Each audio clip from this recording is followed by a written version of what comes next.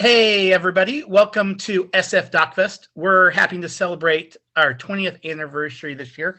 And, as we kind of come out of the pandemic, we're lucky enough to have some screenings live at the Roxy. And, the film that you've had a chance to see here tonight, Kid Candidate, is our closing night film. I think it kind of really represents kind of the vibe of the sorts of films that we often program at SF DocFest. Our founder, Jeff Ross, I don't think ever expected us to be doing a festival 20 years later. What started off in an empty church for 3 days in Union Square has turned into this 2-week festival with lots of great films around the world. So with Kid Candidate, we're lucky enough to have director Jasmine Stodel here. And thanks again for making a terrific film, Jasmine, and joining us. Oh, thanks for having me and us and our film. Most definitely. Well, the kind of political or election film is kind of a familiar genre within documentaries, and I think this one is just kind of such a breath of fresh air in its approach and story and just the voice that you bring to it. Can you tell us a little bit about how you first heard about Hayden and decided that this was kind of a film that you wanted to make? So Kid Candidate kind of fell into my lap. I had a relationship with Gunpowder and Sky, and we were discussing a show that I had pitched them. And one of the executives called me and they were like, hey, we love your show, but there's this kid who just contacted us. What do you think about it? Would you want to go to Amarillo for a weekend and see what's there? And so that's kind of how it happened. Hayden had contacted Gunpowder after seeing a TV show that one of the executive producers was an exec there, and contacted them and was like, hey, I made this video, maybe we can do something with it. And Hayden was right. We ended up making a whole movie about him. And for those out there, Gunpowder and Sky is the distributor of the film and also distributes a lot of great both documentary and other kind of fiction feature films that we've screened at our festival over the years, and just have really good taste for indie film. So could you tell, what was that first weekend down in Amarillo, and was there anything that surprised you? I'd never been to Amarillo, Texas. As you can hear, I have an accent, and I didn't even grow up in America. But I'd been to Dallas, but I was really looking forward to going to this place, this mystical, strange place. And it was very surprising, actually. I mean, it was everything I thought it would be in my mind, but it was a lot of other things. And I kind of like to do a deep dive when I'm anywhere, even if I'm traveling. So Amarillo is very diverse. It has a lot of different cultures, as you saw in the movie. We saw some of them. There's like a burgeoning underground art scene and really cool people that live there. And I don't know. It's a lot of paradoxes. And very kind of artsy in a way. Like even the mayor is an artist, so which you wouldn't even think. Lots of layers. That's cool. Yeah, I mean, so with that kind of takeaway, did you know there was a movie possible after that first weekend, or were you just kind of so captured by the kind of story you just figured, okay, well, let's take this journey and see where it goes? The way I approach my projects is, I always I don't think I would have gone if I didn't feel like there was really some meat there. And after meeting Hayden, and he's just such a complex character and such an intelligent person and emotional person, I knew there was something there as soon as we spoke the first time. I didn't know what it was, and I didn't know what the film was going to be. And I was hoping that his political career would take off and he'd really but it's great the way it worked out, because it actually told a beautiful story and a real story. Yeah, I think that's the thing is that you kind of go in with these preconceptions, and then there's just kind of surprises around every bend. It's interesting you mentioned that Hayden had first reached out to this kind of media distributor with this kind of maybe idea for some sort of project or film. It's like, can you talk a little bit like often when we think of like documentaries, you think of like the director or producer, and it's like their vision, and this is most definitely your vision, but you know, with documentaries versus other kind of film art forms, it can be a little bit more collaborative in some ways. And so, especially with somebody as media savvy as Hayden, at what point in time, how did you guys work together, and where did you kind of draw the line in regards to who was telling the story? I think, up to when we were at South by Southwest, it was pretty collaborative with him. As soon as he started really getting into the nitty gritty of, the actual campaign, I kind of had to let him go and do his thing and be him. And I got to tell you, like, usually I do generate my own stuff. And this was so kind of refreshing to be brought onto a project. I mean, even though like from the beginning, I did feel it was mine, even though I didn't find it. I just, I don't know. I just feel like, the guy, the DP that I worked with, the editors I worked with, all the crew were Hayden's friends, people that he knew. So like everybody kind of involved was like part of this family. And I got to say, like, I didn't make this movie on my own. Like, this was really like a lot of blood, sweat, and tears of a lot of people. Maybe I drove the bus a little bit, but yeah, definitely. I think I lost you. No, I'm hearing you. Oh, okay, good. You're frozen. All those little Zoom snafus sometimes. Okay. No, so definitely a collaboration, and I got to like take my hat off to my two editors and my DP, because they really like put a lot of love and their own flavor into this movie, and I really couldn't have done it without them.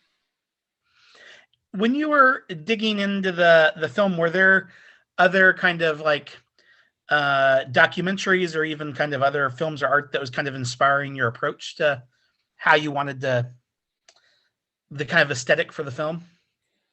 I wanted it to be different to what Hayden had produced, and I wanted it to be distinctly different from like the Harmony Korine. I wanted it to be like more polished, but also very verite, because I wanted it to feel real also. Like I needed it to feel real because it is a real story. And sometimes you see, I don't know, there are a lot of documentaries you see that are like very polished and beautiful and cinematic. And I think ours is too, but it's kind of lacking the verite. And I really wanted to have that like real feel, like that journalistic kind of feeling in there. And also it's a political doc. So like you kind of want it to be a little messy. It's about a kid. He's not really a kid, he's a young man, but he's kind of like very youthful, and like I wanted it to kind of feel like youthful and like not home movie-ish, but verite, I guess. Yeah, I think you did a good job. It really feels like in the moment, like you're immersed in this world, and you get kind of in some ways the different kind of shifting perspectives on things. Since filming was wrapped, I mean, what's happened with Hayden and his kind of I guess trajectory on things, and do you think like will he continue to try to make a difference in that community, do you think, or like So Lahana and Hayden put off moving to Lubbock for a year so Hayden could run for city council, and they moved to Lubbock because Lahana's now doing her master's in set lighting and design in Lubbock, Texas, which is like I think 2 hours away. I think that Hayden is releasing a new album of music, and I don't know if anyone realized, but the music in the movie is mostly his music. Oh, really? Okay. Yeah, if you go to that end credits, you'll see like Hayden Pettigo most of, and actually all music except for a couple of songs are from local artists in Amarillo, Texas. So so yeah, and he's releasing an album with a really great label called Mexican Summer, which is like a dream come true for him. So I'm super happy for him. And in terms of politics, I think, you know, when Lehana's done with her stuff and they're kind of very supportive of each other's, you know, lives and dreams, I feel like he may go back to Amarillo and, you know, maybe he won't get involved in politics, but I definitely feel like he'll come back and have some kind of contribution. Maybe it will be political. I don't know. He's not, you know, he would do it. I think he's not like, oh, I'll never do politics again. Right. Well, you know, even though this is a little bit of an unorthodox story, you know, at the end of the day, you know, was there any sort of like larger takeaway about just like kind of local politics or even just politics in general that like surprised you, or it changed the way that you kind of saw the way that kind of government works, I guess?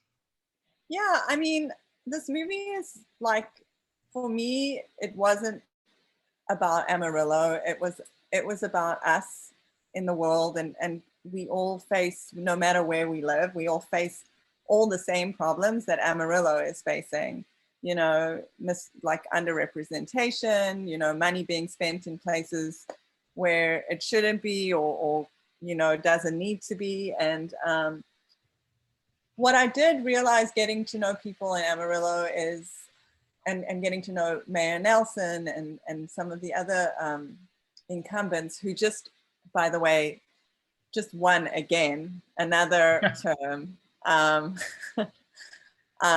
with the help of Amarillo Matters. It kind of just solidified, like, first of all, you really can make a difference, especially on a local level.